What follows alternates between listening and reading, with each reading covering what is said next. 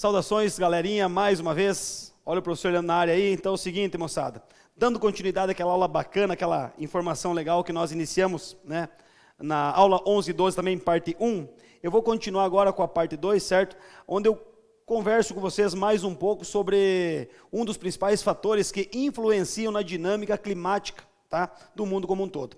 Então, assim, ali vocês conseguem perceber no slide que está lá 3 fatores climáticos zonais. Então, vale a pena a gente lembrar, tá? Porque eu não sei qual vai ser o período de tempo entre a aula passada e essa aula que vocês vão assistir. Então, talvez vocês esqueçam, né? Quem seriam os fatores climáticos zonais? São aqueles fatores, nesse caso mais específico, as correntes marítimas, que têm uma certa atuação do ponto de vista de área geográfica limitada, digamos assim. Então, são os fatores zonais que atuam em determinadas zonas geográficas. Nós vimos na aula anterior sobre a questão da dinâmica atmosférica de circulação das massas de ar. E as massas de ar, nós deixamos bem evidente, eu espero que tenha ficado claro para vocês, que elas representam um tipo de fator climático dinâmico, certo? E ao mesmo tempo global. Por quê? Porque a dinâmica de movimentação das massas de ar é mais abrangente. Eu falei para vocês que algumas massas de ar saem do Polo Norte e chegam até próximo do Equador. Então isso é uma dinâmica global.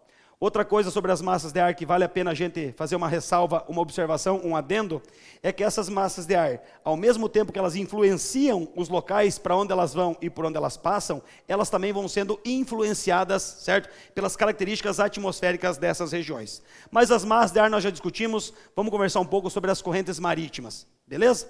Então assim, as correntes marítimas, como nós podemos ver nessa imagem, elas têm diversas origens, diversos sentidos, né, direções predominantes, tá? E as correntes marítimas, elas têm uma característica que distingue muito bem elas, que é a principal característica, que são as correntes marítimas quentes e as correntes marítimas frias, beleza? Então assim, em linhas gerais, as correntes marítimas quentes, elas se originam nas regiões mais próximas à linha do Equador, aonde nós já vimos que, tendenciosamente, tá, são regiões que apresentam temperaturas médias mais elevadas. As correntes marítimas frias, elas vêm das regiões mais frias, principalmente das regiões polares ou das regiões mais ao norte e mais ao sul das regiões tropicais, tá? O trópico de Câncer e o trópico de Capricórnio. Fechou o jogo aí. Então assim, como que as correntes marítimas elas se movimentam? Por que elas têm essa dinâmica de movimentação? Por 2 motivos principais. São 2 as forças, digamos assim, os fatores que influenciam na dinâmica de movimentação e direção dessas correntes marítimas. São respectivamente o movimento de rotação, certo? E a direção dos ventos. Isso que influencia na movimentação das correntes marinhas, tranquilo? Ou marítimas. Então assim, primeiramente, qual é a função principal das correntes marítimas, coisa que nós já discutimos nas aulas passadas? Essas correntes marítimas, elas têm como função promover aí, regular a temperatura dos oceanos, certo? Como o professor Leandro já discutiu com vocês em outros momentos, se nós tivéssemos somente correntes marítimas quentes no mundo, nós teríamos um clima extremamente úmido em função da intensidade das taxas de evaporação das massas oceânicas e um clima quente. Se nós tivéssemos somente correntes marítimas frias, nós também não teríamos a possibilidade da existência da vida nas suas mais diversas formas. Por que isso, galera? Porque nós teríamos apenas ambientes mais secos, certo? E frios. Então, a ideia inicial, digamos assim, a importância principal, extremamente relevante dessas correntes marítimas é isso, promover, né, essa regulagem, digamos assim, regular as temperaturas oceânicas e permitir aí, né, a existência da vida nas suas mais diversas formas, beleza? Por que isso é importante? Porque se nós levarmos em consideração que mais ou menos aí quase 70% do mundo é água, a dinâmica das correntes marítimas, certo? Esse fator climático que atua predominantemente nos oceanos, isso influencia na dinâmica climática global. Beleza, galera? Então é o seguinte, rapidinho aqui. Como a gente pode observar, aqui nessa imagem, as correntes marítimas, elas influenciam de maneira bastante significativa, certo? Na formação de alguns tipos específicos de ambiente. Então, por exemplo, se a gente analisar na América do Sul, nós temos o deserto do Atacama, certo? Na região ali que pega o Chile. O deserto do Atacama, de acordo com essa imagem que a gente consegue ver, o litoral dele ali, o litoral chileno, é banhado por uma corrente fria chamada corrente de Humboldt, certo? Se nós analisarmos aqui o deserto da Namíbia, né, do Kalahari, aqui na região da África, a gente percebe também que existe uma corrente fria que atua ali, chamada corrente de Benguela. Então, por que essas regiões são desérticas? Porque eu falei para vocês, Essas correntes marítimas frias, além de promoverem menores taxas de evaporação das águas, certo? Elas acabam resfriando o ar, tá? A atmosfera sobre elas. E o que nós já aprendemos desde a semana passada, que o professor Leandro comentou e contou para vocês hoje? Que o resfriamento do ar acaba favorecendo a condensação do vapor d'água. Então essa umidade do ar que está sobre essas massas, que estão, essas umidades que estão sobre as massas oceânicas, elas acabam se condensando e chovendo sobre o oceano. E essa massa de ar, quando se movimenta para dentro do continente, ela se movimenta seca, sem umidade, porque a umidade ela já distribuiu sobre a massa oceânica, certo? Então assim, as correntes marítimas elas têm a função. Os grandes desertos, tá? Eles se formam também em função da atuação, da dinâmica, digamos assim, desse fator climático aí. Então as correntes marítimas elas podem ser consideradas fatores climáticos, tanto no sentido de fatores dinâmicos, porque tem uma certa dinâmica de movimentação, certo? E também zonais, porque elas atuam, como a gente pode ver nessa imagem, em determinados setores geográficos mais específicos.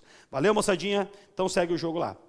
O outro fator muito importante que o professor Leandro também já discutiu com vocês é a questão da maritimidade e da continentalidade, certo? Por que são fatores considerados zonais, mais locais? Porque cada país, cada região tem a sua característica em relação à maritimidade e continentalidade. Regiões próximas do litoral, do mar, sofrem influência do que nós chamamos da maritimidade. Regiões mais dentro, lá no interior do continente, como muitas áreas e regiões chinesas, sofrem o que nós chamamos a influência da continentalidade. Resumindo para vocês, tá? Quanto mais longe dos oceanos e mais no interior dos continentes, das terras emersas, nós temos a influência da continentalidade, e quanto mais próximas das massas líquidas oceânicas, nós temos a influência da maritimidade. Duas consequências diretas desses fatores climáticos. As regiões que sofrem mais a maritimidade, elas tendem a apresentar umidade, de certa forma, mais favorável, ou seja, chuvas tendenciosamente mais regulares, em função das massas de ar que vêm dos oceanos, e essas regiões são as primeiras por onde elas passam, certo? E elas tendem a apresentar uma amplitude térmica menor do que as áreas que sofrem a continentalidade. O que é amplitude térmica? Amplitude térmica, como eu já expliquei para vocês em outros momentos, certo? É a diferença entre máxima e mínima temperatura registrada, no caso de um dia, por exemplo. Então, nas regiões próximas do mar, a diferença de temperatura entre a máxima e mínima é menor. Por quê? Porque as massas líquidas, nós sabemos, elas demoram mais para se aquecerem, porém, a partir do momento que elas se aquecem, elas mantêm a temperatura regulada por mais tempo. O continente não. O continente, a partir do momento que a energia solar está entrando, está chegando, ele está aquecido. Só que o continente não consegue preservar muito o calor. Por quê? Porque o continente tem um coeficiente de reflexão, como eu já também discuti com vocês, que nós chamamos de albedo, mais elevado. Ele acaba refletindo muito energia, e absorvendo pouco. Enquanto que o mar demora mais para aquecer, mas ele consegue manter o calor por mais tempo. Então, pelo fato de que as regiões próximas do mar estão próximas às massas líquidas que conseguem, depois de aquecidas, manter essa temperatura regulada, a diferença de temperatura entre a máxima e mínima vai ser menor. Então, duas coisas que nós precisamos saber sobre esse fator aí. Estranho, mas importante. As áreas que sofrem a maritimidade, elas tendem a ser mais úmidas e apresentarem diferenças de temperaturas diárias menores. Beleza? Outra coisa que o professor Leandro não mudou ali, Os números, podem perceber que o item também foi o mesmo número. 3, e aqui de novo. Então, os climas do mundo. Rapidinho para a gente entender. Uma coisa que nós já definimos, em função do movimento de translação, da inclinação do nosso eixo, que nós temos as famosas zonas térmicas. Zonas térmicas. Então temos lá, entre os trópicos, na imagem ali embaixo, de Câncer e Capricórnio, a zona intertropical, onde as temperaturas tendem a ser as mais elevadas em função, mais uma vez, da inclinação vertical de incidência de energia solar. Entre o trópico de Câncer e o círculo polar ártico, seu início, certo? Lá no norte, nós temos a zona temperada do norte. Entre o trópico de Capricórnio e o círculo polar antártico, a zona temperada do sul, e nos extremos glaciais nós temos a zona glacial ártica e a zona glacial antártica, beleza? Então essas são as zonas climáticas. Deixar bem claro, todos esses climas que nós estamos vendo aqui nessa imagem, nessa representação, são definidos não somente pelas zonas climáticas, tá bom? Mas também pela conjugação e interação de todos aqueles fatores. Nós veremos que na região equatorial, por exemplo, que deveria somente ter clima quente, existem alguns climas com temperaturas mais amenas. Por quê? Porque são regiões com altitudes elevadas. Então esses climas que nós vemos aqui, certo? Quentes, úmidos, secos, né? Tropicais, monções, frio, subpolar, mediterrâneo e tudo mais, todos esses climas eles são definidos pela conjugação dos fatores climáticos. Tranquilo? Agora eu vou botar na tela para vocês um slide que mostra aí as principais características, tá, dos grandes tipos climáticos mundiais. Slide na tela? Então vamos lá, rapidinho aqui, moçada. Então os climas quentes e úmidos, que nós temos como predomínio, né, em território brasileiro em função das nossas características climáticas. Equatorial, uma dica que eu falo para vocês, de todos esses tipos climáticos aí, gente, o clima equatorial é um dos climas que apresenta, tá, os maiores índices pluviométricos anuais. Se a gente olhar do lado, nós temos o clima de monções, mas o clima de monções é um evento climático típico do sul e sudeste asiático, não acontece no mundo como um todo. Então, assim, dos climas mais normais, digamos assim, mais tradicionais, o clima equatorial é aquele que apresenta índices pluviométricos elevados. Ele é quente e superúmido. E ele apresenta uma baixa amplitude térmica. O que significa isso? Uma baixa diferença de temperatura entre a máxima e mínima durante o ano.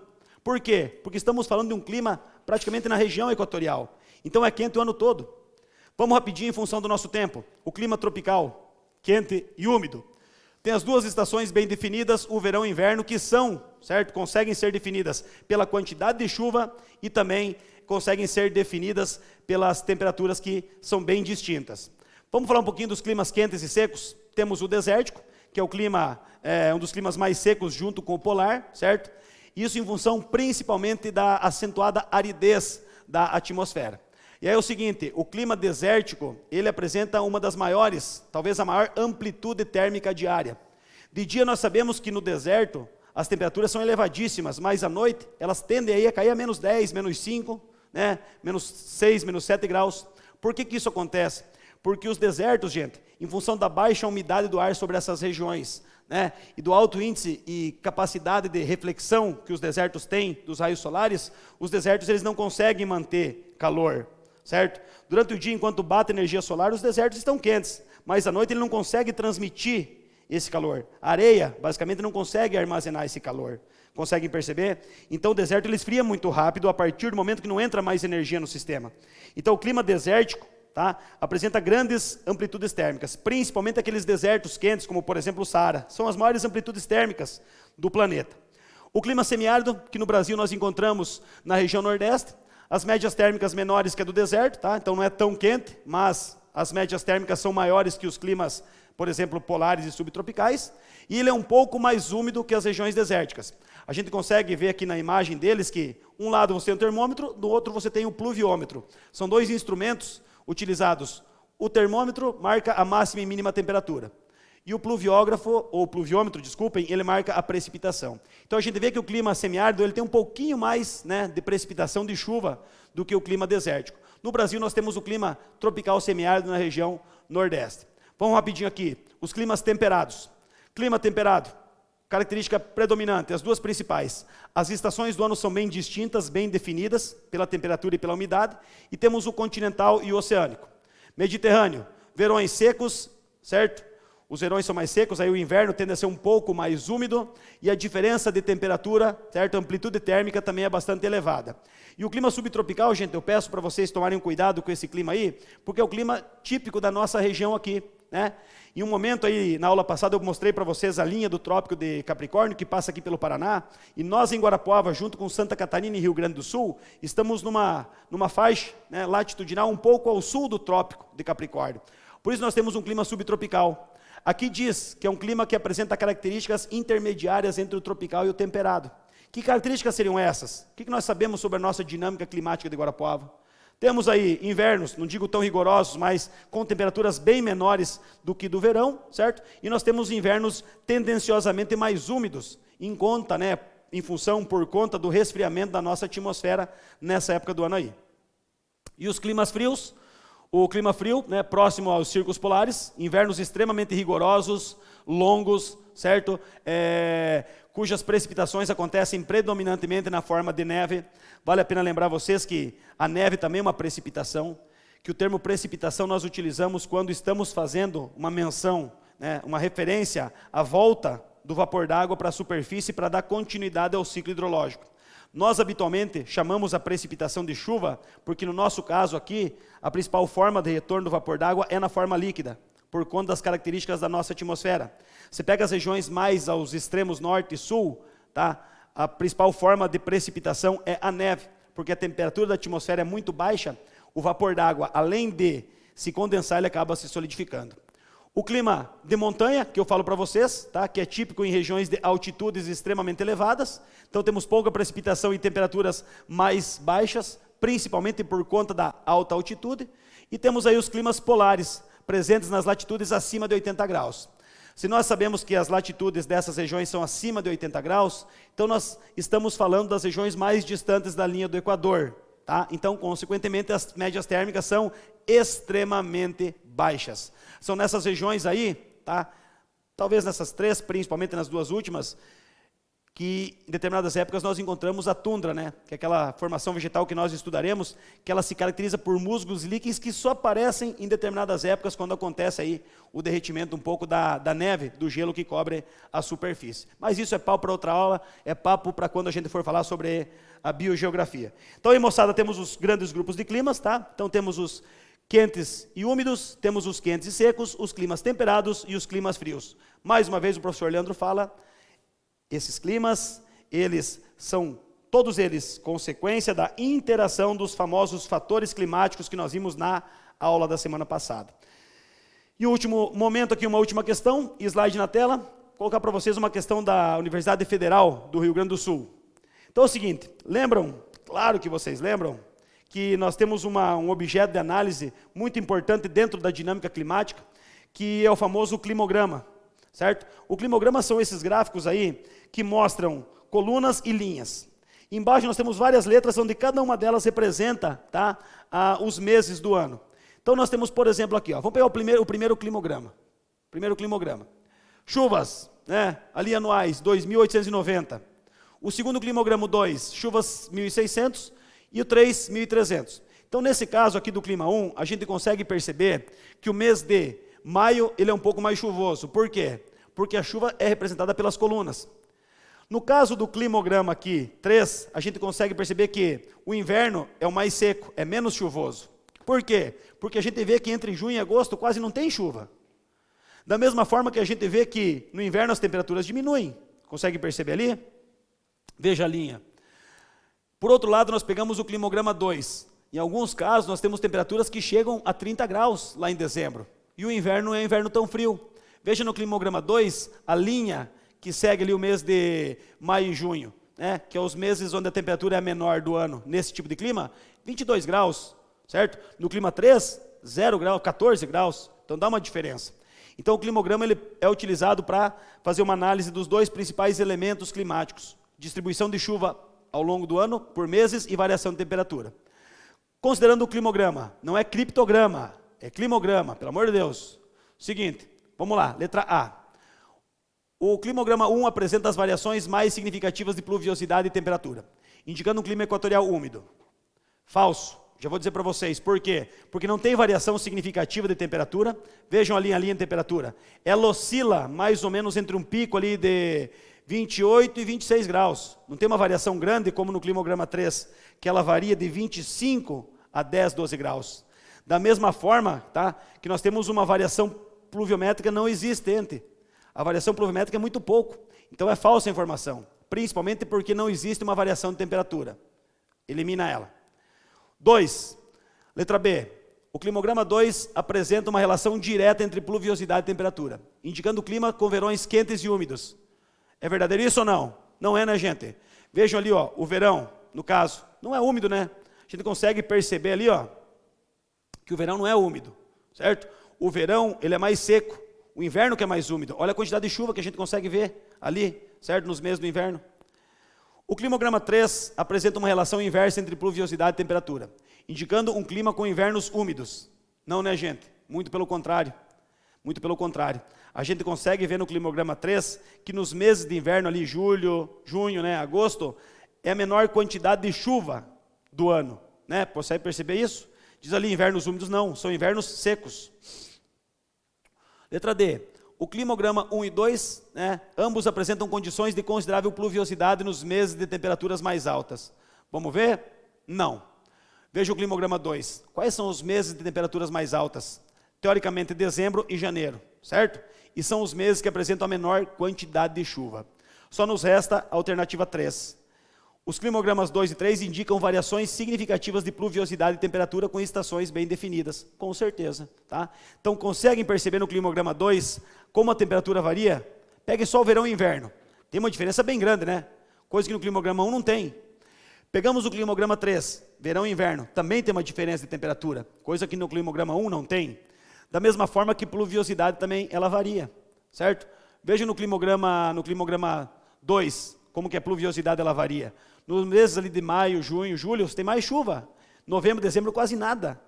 Da mesma forma no climograma 3, nos meses do inverno você quase não tem chuva. As chuvas se concentram nos meses de temperaturas mais elevadas. Então, assim, a variação de pluviosidade e temperatura é bastante visível, é bastante percebida, é bastante significativa. Eu espero que seja a letra E. Acertamos, moçada. Moçada, então, é isso aí por hoje, né? Encerramos essa parte da dinâmica climática, certo? Encerramos essa parte da dinâmica climática.